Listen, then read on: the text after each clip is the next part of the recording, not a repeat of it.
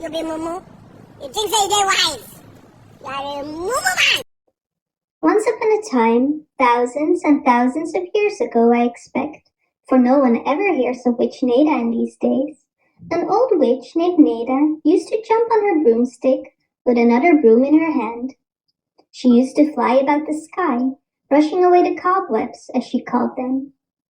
What she really did was to brush away the little rain clouds that the stars used for veils when they were tired of shining.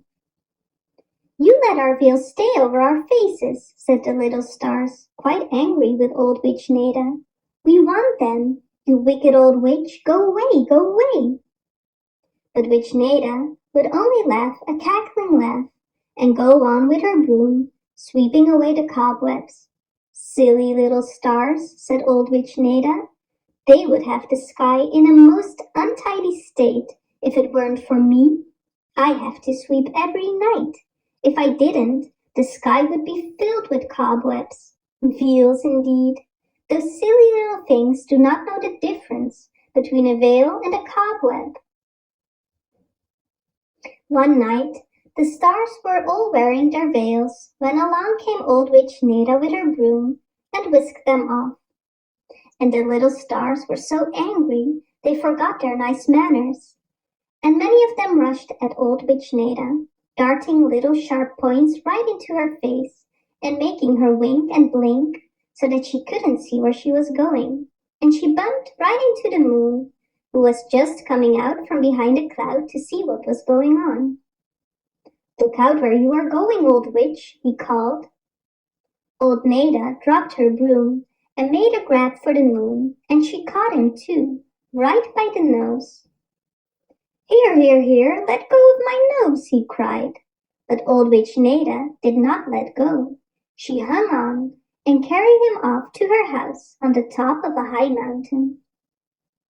"I'll give those silly little stars something to cry about now," said old Nada, as she opened a dark closet and threw in the moon.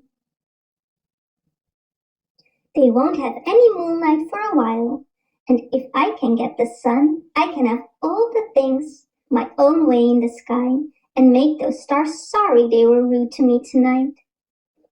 The next day, when the sun was shining and not thinking a thing about any harm coming to him, old Nada put on her smoked glasses and her high-topped cap and a long black cape.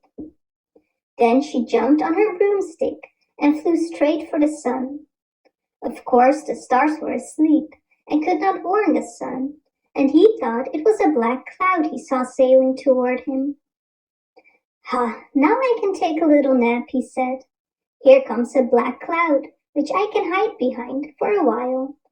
I do get so sleepy shining all day." And then the sun gave a yawn just to get ready for his nap. But something happened. He didn't just know what, but before he could stop to yawn, he felt a jerk. And then he was covered with something black and whizzed along at a terrible rate of speed. He didn't know where. "There, I guess I can run things to suit myself now," said old Witch Nada, as she took from under her cape the sun, winking and blinking and wondering whatever had happened to him. Into the dark closet with the moon she threw the sun and closed the door. Of course, the stars awoke as soon as it was dark, and it became dark right away when old Nada stole the sun. So the little stars shone and winked all night and all day, because the sun did not get up, and they did not know when the night was over. The next night they twinkled, and the next day. But then they began to get so sleepy they could not keep their bright eyes open, and one by one they began to nod. "I wonder what can be the matter with us," said one star, trying to keep awake. "This is the longest night I've ever seen." "I wonder where the moon is," said another. "If we could see him, we might find out why the sun is so lazy this morning." Old Witch Nada was flying about, hidden beneath her black cape, and she laughed to herself as she heard what the stars were saying. "I can tell you where the sun is and the moon too," she said, throwing off her cape and showing herself to the stars. I have them both locked up in a closet in my room." And off she flew on her broomstick, leaving the poor little stars quite speechless with amazement. "Something must be done, and done at once," said one star. "If we let that old witch have the sun and moon, who knows what will become of us?" "But what can we do?" asked another star. "Here we are up in the sky, and old Neda's house is on the top of a mountain. Besides that, she will keep a close watch over them, you may be sure. What can we do, and what will become of us?" "One of us must go down there and let them out," said the first star. "Now, which one of us will go? That's the first thing to settle." No one answered for a minute, and then a very little star said timidly, "I'm willing to go, but I'm so small, I do not suppose I could do any good." "You are the very one to go, just because you are so small," said the first star. "And now I will tell you how it can be done. Old Witch Neda will be up here tonight, you may be sure, because she is happy now that she has the sun and the moon, and wants to see how unhappy we are. When she comes tonight, we must make a great fuss and cry because we are so upset, not knowing when it is day or night, and beg her to help us. She will fly around close to us, and when she is very near Little Star, we must wail and cry and attract her attention, and then Little Star must jump on the broomstick right behind Old Witch Neda." "Oh," said all the stars, "oh," for they were afraid of old Neda. But the little star did not cry out. She just winked and blinked and listened to what the first star said. "As I said," continued the first star, "Little Star must jump on the broomstick right behind Old Witch Neda, and then close her eyes until old Neda comes to her house on top of the mountain. Of course, she can only take just one look then, just to see where the old witch goes. And Little Star must stay very still until old Neda goes to bed, for she usually sleeps in the daytime.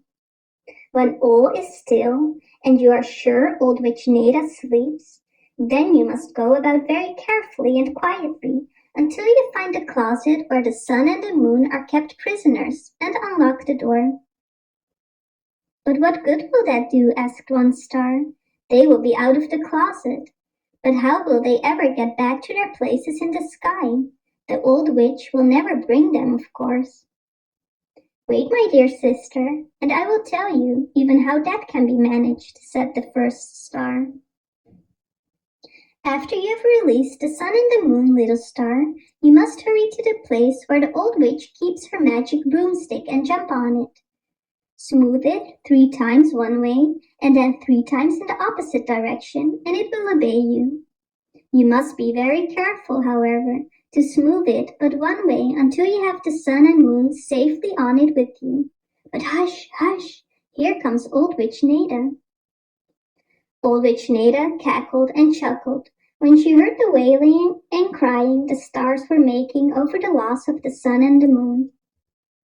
"Oh, give them back to us, give them back to us," they cried. "We will never be rude to you again, even when you pull up our wheels."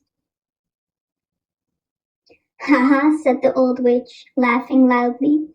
"I guess you won't be rude to me, my silly little stars, for I intend to keep the old moon and sun locked in my closet and make you shine all the time until you are so sleepy you fall out of the sky. Ha ha ha." "Oh, oh," cried the stars all together, and old Neda flew close to them to better see how they suffered. And then Little Star did as the first star had told her to do, and the next instant she was flying along with Old Witch Neda toward her house on the top of the mountain. Little Star looked just once and saw old Neda go into the house. Then she closed her eyes and waited until she was sure the witch was asleep. Very, very carefully, she opened the door and slipped in. Then she looked around, and from under the door she saw a very bright light, and knew that behind that door were the sun and the moon. The key was in the door, and it took only a second to turn it. "Hush," said the little star. "I've come to release you. Do not make a sound. Follow me." Little Star took from a chair Old Witch Nada's big black cape and threw it over the sun and the moon, so their bright light might not awaken the old witch. And in another minute they were all sitting on the broomstick, while Little Star smoothed it 3 times one way and 3 times the other, and then said, "Off to the sky, take us home, good broomstick." Away they flew, and in a short time the sun was shining in the sky, just as if nothing had happened to him, and the stars went to sleep and slept soundly. They were so tired. Little Star that night took her place in the sky very quietly, but the other stars wanted to know all about her adventure. "Oh, I just did as the first star told me," modestly replied the little star, "and brought back the sun and the moon, that was all." "You were a brave little star," said the first star, "and as a reward, the broomstick of the old witch has been made into stars, which is to be made into a big cross, and this cross forever you shall shine. And you will take on more brightness than any of us, brave, brave little star." Of course, the old witch, having lost her broomstick, could not bother the stars any more, so they shone and twinkled happily on, always feeling grateful to Little Star for helping them out of their great trouble. You be moo. You think say they wise. You are a moo man.